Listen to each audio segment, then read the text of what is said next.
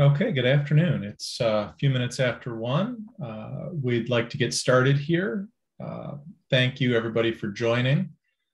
As a note, this webinar is being recorded and it will be posted on our LinkedIn page and on our webpage at networksgroup.com. I'd also like to remind you that there is a Q&A box where you can enter any questions along the way, and we will do our best to tackle those at the conclusion of the content today. So welcome. Thanks for spending some of your time with us today. I know all of our time is valuable and increasingly scarce these days, so we really appreciate you joining us for this. By way of introduction, we have two speakers today, and I'll be your moderator. Megan Orlando, I'll introduce first. Megan joined Networks Group in May of 2017 while pursuing her bachelor's degree in information assurance from Eastern Michigan University. She participates in many capture the flag style penetration testing challenges and leads our team of ethical hackers, and has obtained her OSCP Offensive Security Certified Professional certification and completed her bachelor's degree in 2019. Megan recently adopted a German Shepherd pup named Piper, who most likely will say hi at some point during the webinar today. So welcome, Megan. Thanks, Dave. One other note I'll make is Megan's Zoom background is so delightful. It looks like a fake Zoom background, but she's proven to me that it's actually real. So. Mike Staley is Director of Compliance at Networks Group, and in that role, he's responsible for leading the ethical hacking and the compliance assessment teams. He's got over 16 years of technical and 25 years of managerial experience, taking on complex problems for a variety of enterprise infrastructures, including healthcare, automotive, and retail. Mike's got an extremely customer-centric outlook towards IT security solutions and focuses on strategic IT partnerships. I see a bit of a theme here developing as Mike also recently adopted a German Shepherd pup, Jade. So maybe we'll hear from Jade with her squeaky toy as we get through the session today. Welcome, Mike. Hey, Dave. Good to be here. And I'm Dave. I've been working with the Networks Group team for about 15 years. I joined the team about 8 years ago and took on the role of president about 18 months ago. When I'm not thinking about cybersecurity, I'm usually out running or working in my wood shop, but still thinking about cybersecurity a little. As long as we're talking about pets with each of our presenters, I've recently taken in a cat from a family member. We call him Bob because we're convinced that he's at least half bobcat. So that's been exciting for us. So let me start with a quick word about Networks Group. We're headquartered in Ann Arbor. We were founded 24 years ago to focus on helping customers solve security challenges. Our customers are companies that understand the importance of security and are constrained on resources, be it people, money, or time. We offer services in three basic families. Starting on the right, we've got compliance. That's a foundation for us. While being compliant doesn't make you secure, we ensure that all the services we build are built to meet or exceed compliance requirements. We're also a PCI QSA company. Moving to the left is defensive security. This is where we help customers design, deploy, operate, and defend secure networks. We do this across businesses big and small, across industries, technologies, and geographies. This gives us broad visibility to security challenges that customers are facing today. And now to really the area we're focusing on today on the left-hand side, that's offensive security. And this is where we leverage the visibility we get from all the customer environments we manage, as well as a wealth of other threat intelligence to stay on top of the TTPs, or the tactics, techniques, and procedures that attackers are using today. By approaching our customers similarly to how real attackers are, we can provide great insights into how an attack may unfold against a given organization and help provide remediation roadmap guidance that allows for risk-informed decision-making. Now let's have a word about colors. You'll notice on here that the defensive column is in blue because the defensive operations team in an organization is often referred to as the blue team. The offensive security is in red, and the offensive team is often referred to as a red team. The collaboration of offense and defense is often referred to as purple teaming, and that's where the blending of the red and the blue come together, and that's what we're really here to talk about today. So, a quick review of the agenda, and then I'll hand it over to Megan to get us going. Is to talk a bit about what's the difference between a pen test and a purple team engagement. Why would you do a purple team? Some example best practice activities, or some example activities that occur during a purple team, best practices for getting the most out of the engagement, what you can expect as key takeaways, and how we can help in the process. And like I said, there's a Q&A box in your Zoom webinar that you can enter questions, and we'll tackle those at the end of the session. So without further ado, Megan, let me hand it off to you. Awesome. Thanks, Dave. So the first question to answer is, what's a purple team? What is the difference between a purple team engagement and a penetration test? Starting with the penetration test, this is where we, the ethical hackers, are going to attempt to compromise your organization without any prior knowledge, the same way that a real attacker would attempt to compromise your organization. A lot of the times this is a red team, referred to as a red team style of engagement. So as Dave said, when we're talking about a purple team, we are merging the offensive side and the defensive blue team together.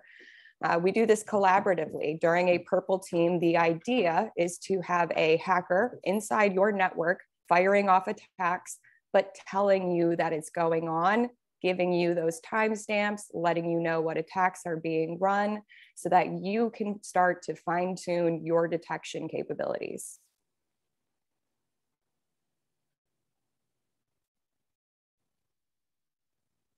So first, why do a purple team? Of course, to identify those detection gaps.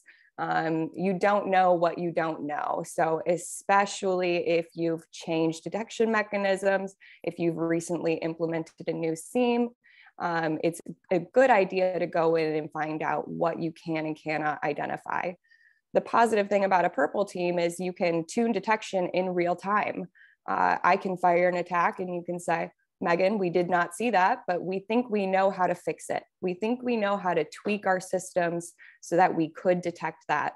You can go ahead and make that change, and I can test the same thing again. So it allows for that live improvement.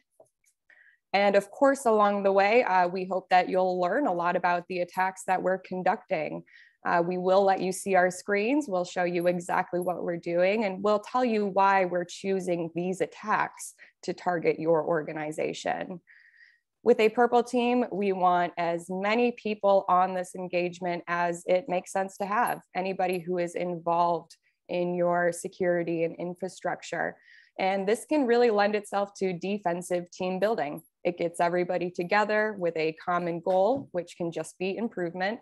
And in those live sessions, we have some really good conversations, and we can shed some light on what security can mean to your organization.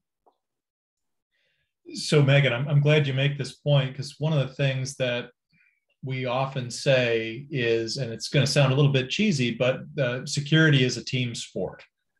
And one of the things that I absolutely love about a purple team engagement is that you're able to pull in different perspectives so they can see from the bad guys' point of view how an attack unfolds against their organization. I bet that's really insightful for them. It does raise awareness, absolutely, to that final point there. Seeing the attacks as they unfold, having them, live target systems that maybe your team works on all the time, it adds a level of personalization to the concept of cybersecurity. People feel personally involved in it. So why do a purple team? Pen testing, to circle back to that, takes an opportunistic approach. And what we mean by this is we will look for your current holes during a pen test. We'll seek to exploit those, and we'll follow a logical attack chain. During a purple team, we can be more methodical. So if during a pen test, I maybe compromise a handful of servers and I have the opportunity to execute code on those, during a purple team, I can ask you, what devices do you think are critical to your environment? Should we test those even if they didn't come into play during a pen test? Of course, it tests your detection against real world attacks and allows you to do this broadly across the network. And this ultimately should help you answer the question, how does your detection look if your perimeter, once your perimeter is bypassed? And we know from experience that we never want to rely on perimeter security.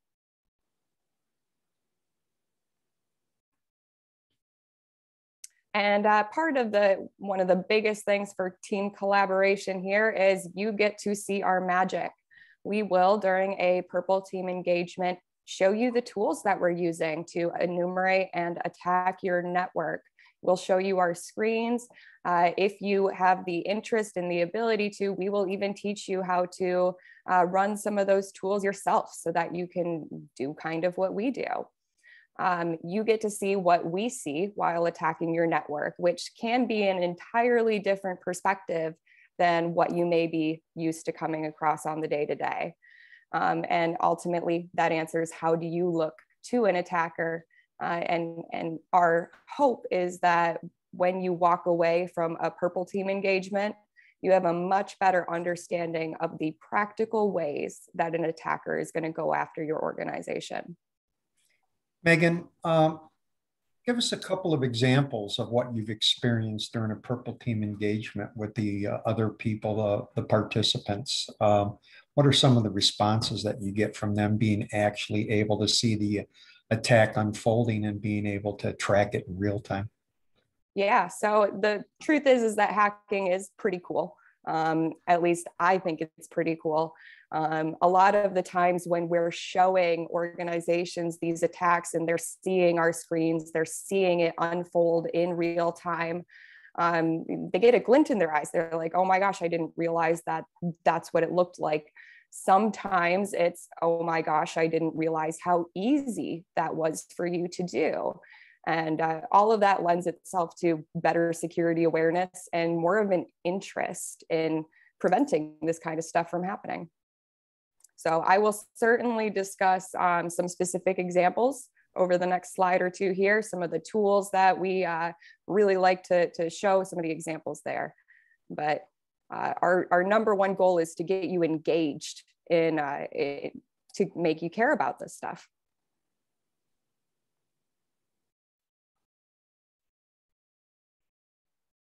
All right, so example activities to that point, mapping domain permissions. This is one that we always like to do during a purple team engagement. We like to show you in a graphical view what kind of paths an attacker might take to traverse your network. Of course, we'll execute malicious code. And again, to underscore the point, during a penetration test style of engagement, I might not compromise a huge amount of devices in your network. During a purple team, you can point me to the devices that you think are critical to test. And that can make all the difference. Dumping and cracking your domain passwords. This is absolutely a fun one. We can show you just how quickly we can crack weak passwords. And braver souls during a purple team engagement will let us search through the output and see if we were able to crack their password. And oftentimes there's some surprise generated from this, absolutely. And much more. Really, this engagement is designed to be unique for your organization. We never operate off of a checklist set of activities. We will always take a look at your environment uniquely and decide what makes the most sense for you.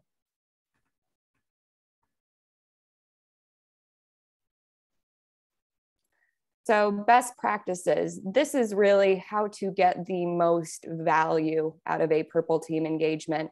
The way that we structure these, it's one-on-one time with a hacker, and then they bring in their defensive infrastructure team. So engagement every day. This means we want to talk to you every day. We want to talk to you for a while every day. We want to have those discussions, show you our screens, give you, the information that you would need to understand exactly what it is we're doing. So engaging every day is the number one thing. Before the engagement, identifying your areas of concern and identifying the assets that need to be a part of this test. It's important. It helps us target the right spaces. Identifying concerns can be things like, we've implemented a new detection service and we aren't sure if it's working. We want to see if it's working. Concerns can be, we've just had a pen test and you told us that we didn't detect much at all. So let's have a purple team so that we can start to shore that up. Of course, we'll be able to discuss risk as it relates individually to your organization, taking a look at where you may have the most risk and the least risk, the most visibility, or maybe there's still areas that need to be worked on. And of course, this is collaborative. So can't underscore enough how important the team building aspect of this is. We like to work one-on-one. We like to swap notes. We like to make sure that you leave the engagement feeling like you've learned not only a lot about detection, but a lot about your organization and how it looks to an attacker's eyes. Hey, Megan, I know I said we'd save quick Q&A for the end, but I had one come in that I think is just particularly pertinent to this slide. And it's, how much time should we budget on a typical day for during a purple team? Sure. So we've had clients on both ends of the spectrum. We've had clients where we spend the majority of the 8-hour day in a one-on-one session, or we can make this happen within a couple hours a day. As the hacker on these engagements, I like to see more, even if that means sometimes people are coming in and they're leaving the session, or joining when they can. It operates best like that, and the more eyes that you can get in front of the screen for this engagement, the more productive it'll be. Great, thank you.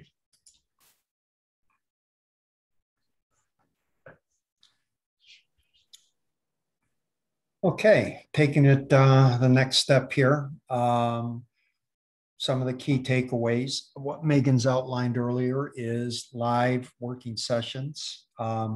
We've designed this service, as Megan had stated, to be able to work with your team live. I know, a lot of times that they'll set up a session that both sides, meaning the customer and the hackers, will set that session up, and they will leave that up typically all day, and people will come in and they will come out of those sessions as needed, and be able to participate while the engagement's going on.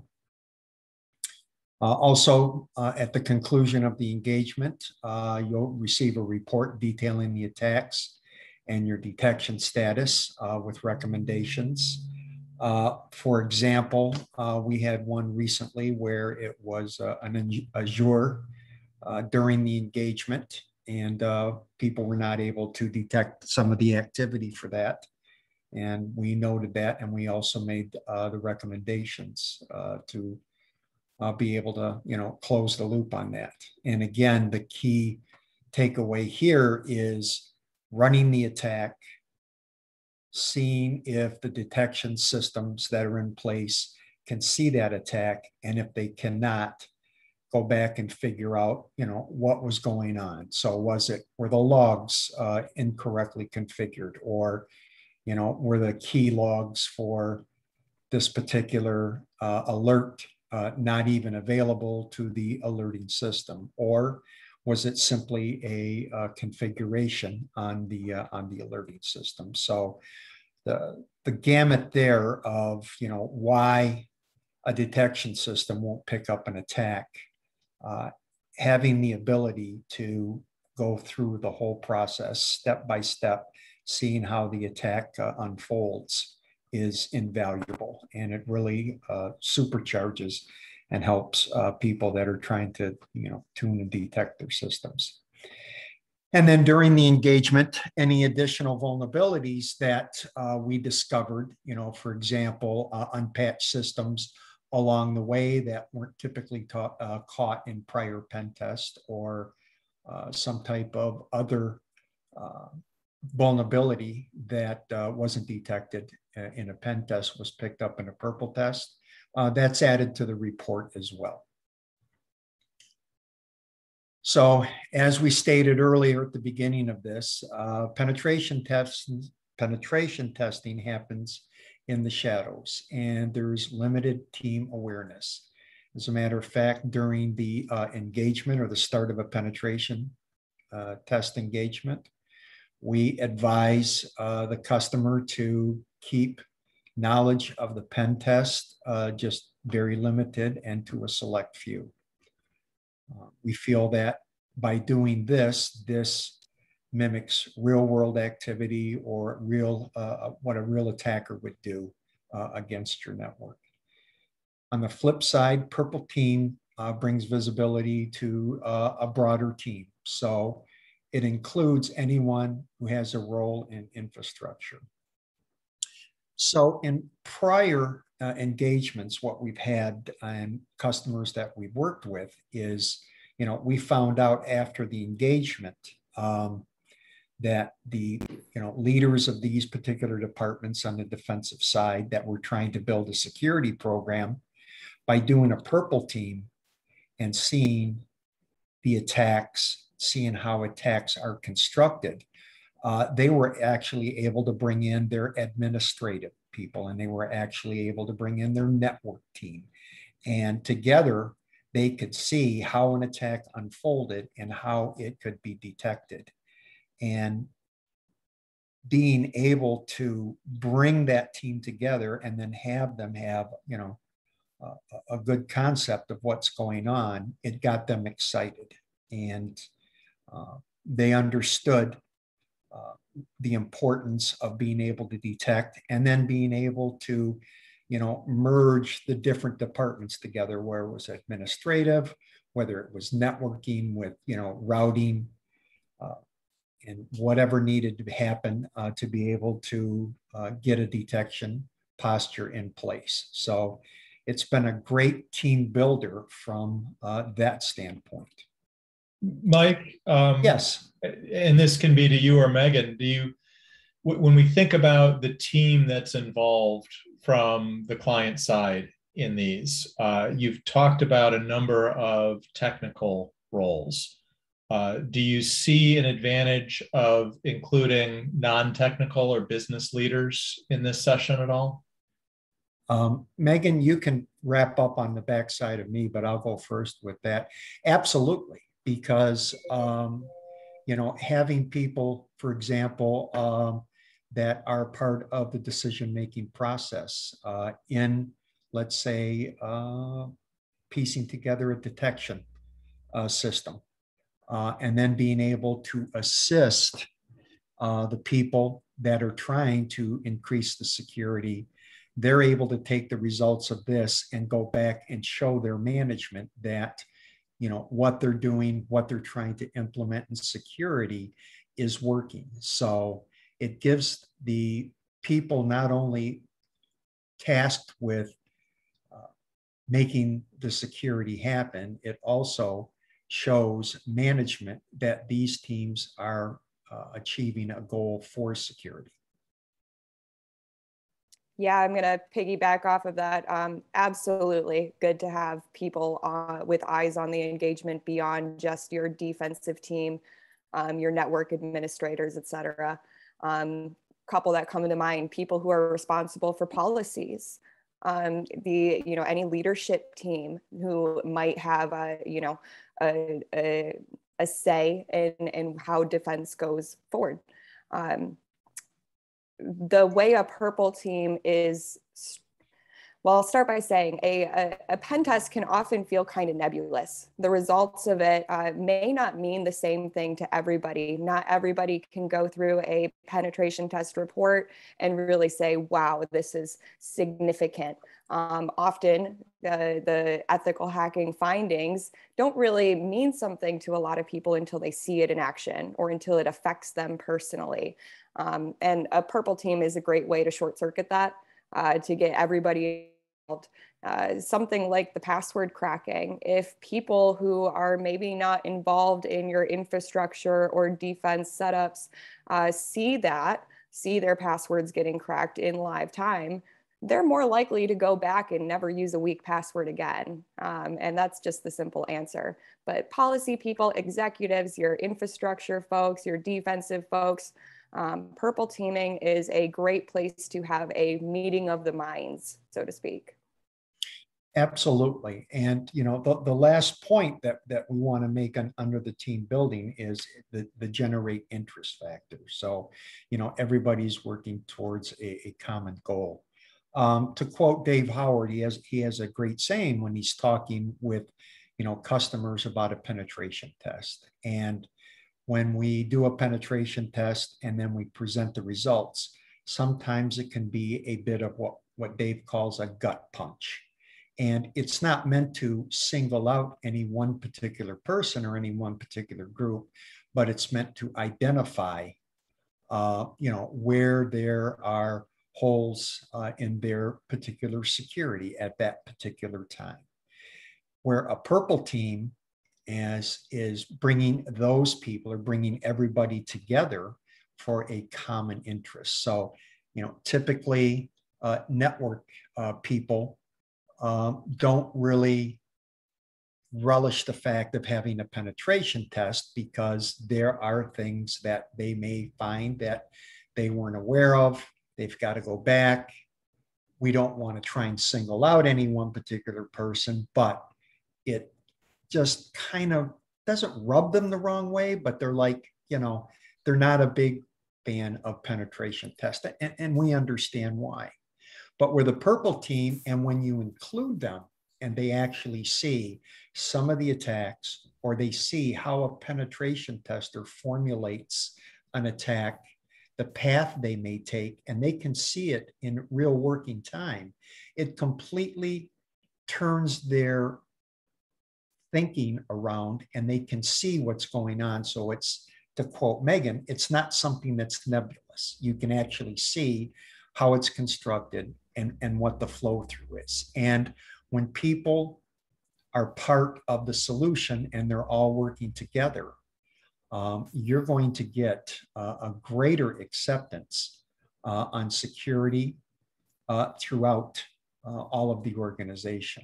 And to quote Dave earlier, security is a team sport, and without everybody rowing in the same direction, security just isn't going to get really good inside of companies. All right, thank you, Mike. We're in the home stretch here. Just as a reminder, Networks Group Can Help. We have a variety of security services around design, deployment, operating, and defending networks. With a service like the Purple Team, we can help you tune your defenses. And then with our more traditional full scope pen test, we can see how those defenses stand up against real world attacks. So we really hope that you'll join us for our next webinar, which is scheduled for November 17th at 1 o'clock. And this is really helping to answer the question we get from so many customers, which is, how do we get started in building good security? Where are we on that journey? And how do we take it to the next level? So we've got Michael Cross and Scott Smith are going to be talking through the NWG security framework that will help assess and guide organizations through that security process. So please join us for that. There is an event on the LinkedIn page for Networks Group. If you go to networksgroup.com, there's a banner along the top of the page that'll take you directly to that as well. So we'd love to have you at that. Now, let me take a look at Q&A that's come in. Let's see, first of all, will there be a recording of this? Yes, we are going to have a recording of this posted to our YouTube channel. It'll be accessible via our website as well as the LinkedIn event. And so that's important. If you're interested in one of these topics, register for the LinkedIn event. Even if you can't attend it live, we'll post the follow-up video on it shortly thereafter. I know how schedules work for people. Let's see. Do I need to do a pen test before I do a purple team? Who wants to take that one? I can take that. Short answer, no, absolutely not. Two separate style of engagements, both valuable in their own way. So one is not dependent on the other. Okay, thank you. How does this work if I've outsourced my SOC? Well, it works the same way it always would. You're welcome to alert them and let them know you're doing testing. We suggest that you collaborate with them on improving detection.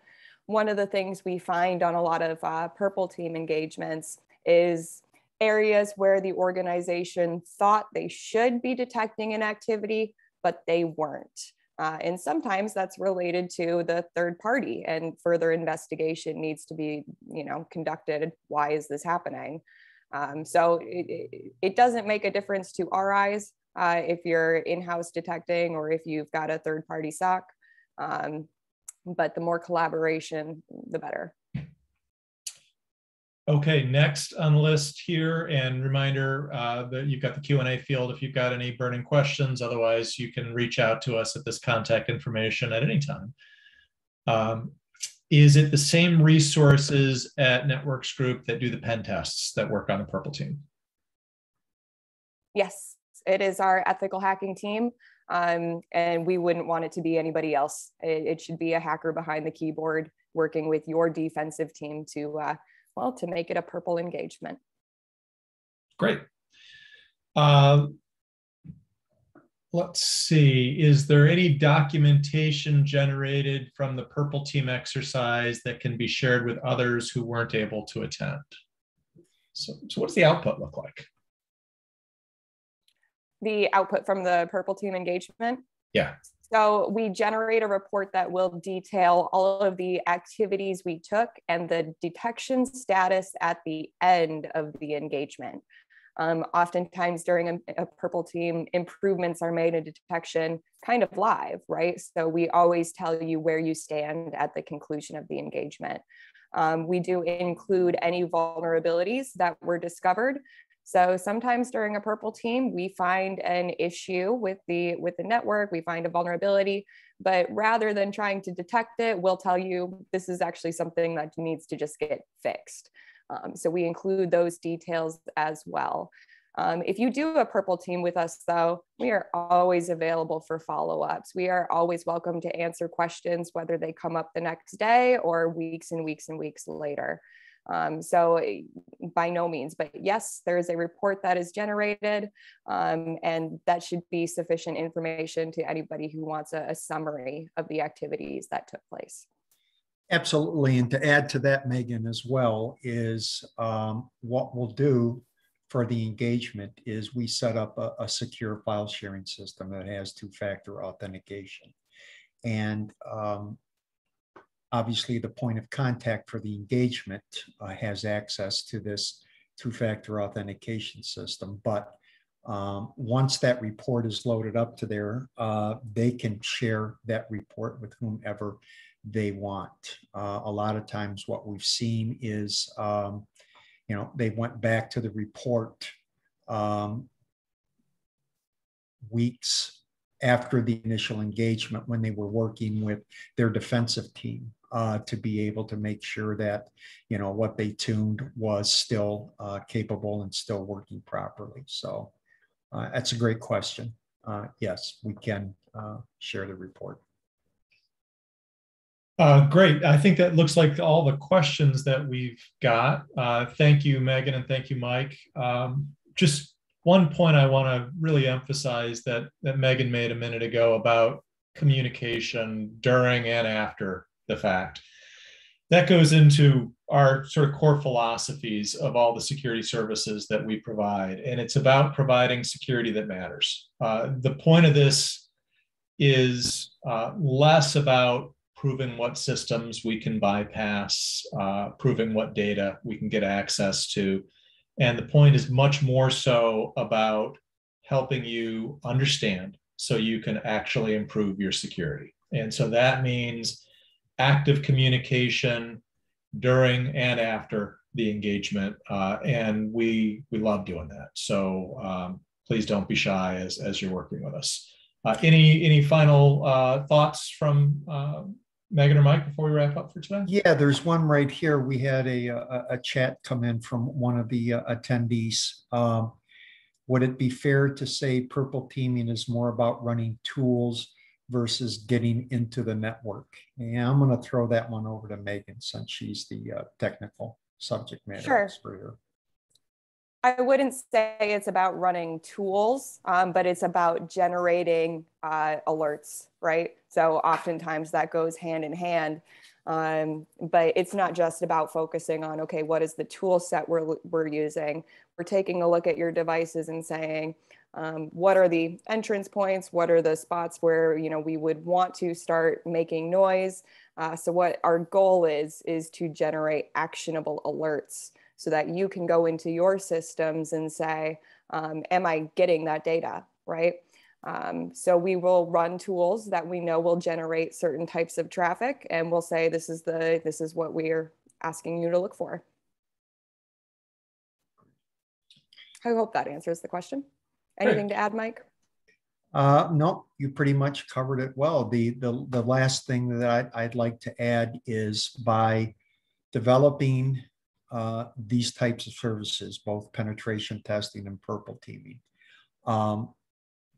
When we talk with people who are looking for penetration tests, that's a great start for building, a security baseline.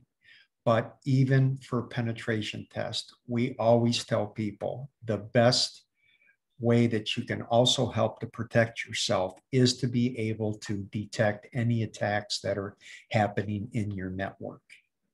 And providing this purple teaming exercise, you're able to tune your detection, you're able to make sure that it is working. And then we also recommend from time to time that you engage in these purple exercises to make sure that there's been no configuration changes, nothing's been added, nothing's been removed during time after the purple team engagement, or whenever you make a big change to your detection. Because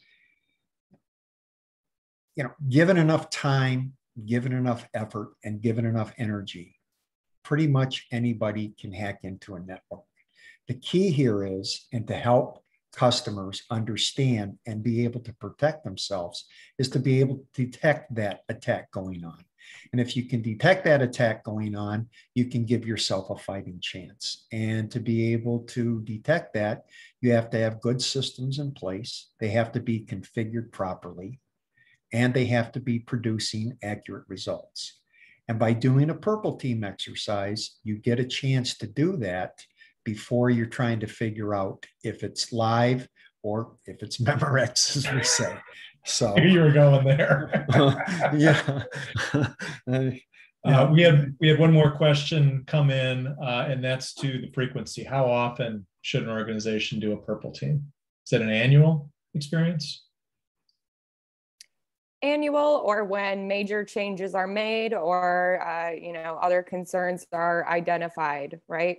So an example would be if you've recently scrapped everything you had or got a new sock, it might be a good time to do a purple team sooner rather than later, right? So we wouldn't say you got to go wait until next year.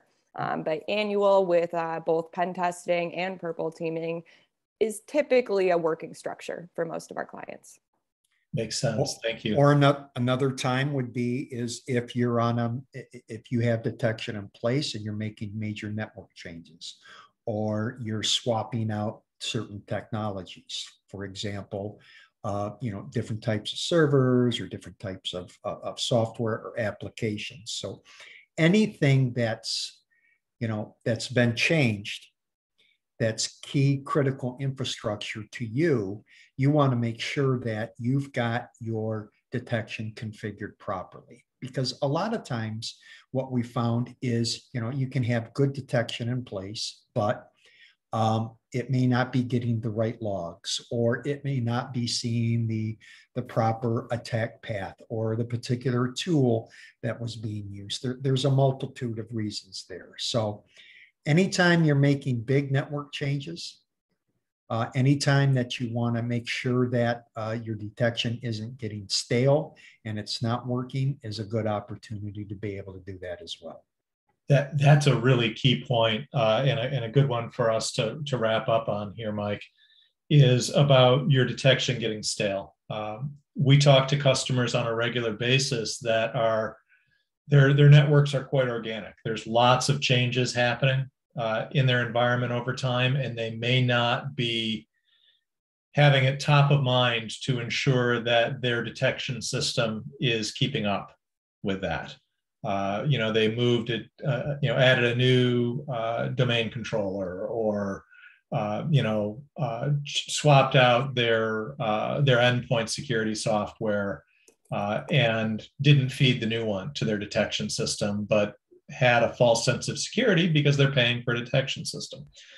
So this is all about testing and validating and having good hygiene on that. So I think the answer to that, how often should we do it, is when there's major changes. It's great to do it, but it also should have some regular cadence, and an annual cadence makes sense for most organizations, so that you're just making sure that you didn't do things that slip through the cracks. So, it's 45 minutes after the hour. I want to be very respectful of everybody's time. I'm so appreciative of you joining us today for this, be it live or on the recording. And I'll put a reminder up here that we're excited to share with you our NWG security framework coming up on November 17th. So please register for that via the link on our website or our LinkedIn page. And we look forward to speaking with you then. Thanks, everybody, and make it a great day. Thank you.